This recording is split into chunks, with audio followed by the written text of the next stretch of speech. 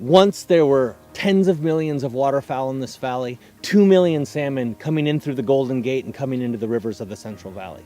We believe we can get there again. Well, we call this project the Fish Food on Floodplain Farm Fields project. So the floodplain's a big solar panel. Plants and algae collect sunlight. They turn it into sugar. That sugar is eaten by bugs. Those bugs are then eaten by fish. This is the raw energy on which the whole system is based.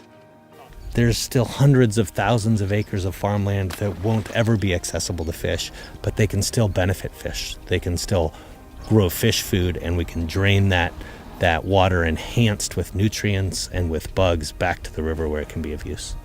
I feel real optimistic in how this project can benefit salmon. Right now we know that the system is starved for food, and we know that there's a lot of fish food out on these rice fields. And so now we just have to figure out ways to make this productivity ultimately enter the river. Well, California ricelands are already proven habitat for water birds here in the Pacific Flyway.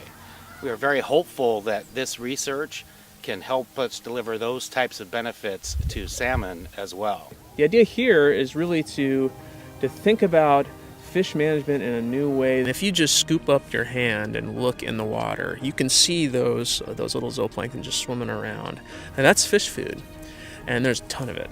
There's a higher density of those critters in these ponds than I've seen in almost any other ecosystem. The last 15 to 20 years have been really an amazing time in the Sacramento Valley, a time when environmentalists and farmers and regulators have come together to show that the working agricultural landscape, this former wetland that is the Sacramento Valley, can still provide those wetland habitats, especially for ducks, for geese, and for shorebirds flying between the Amazon down on the equator all the way up to the Arctic every year. This is a buffet, a stop on the way where they get to refuel, where they really get to fill their tanks.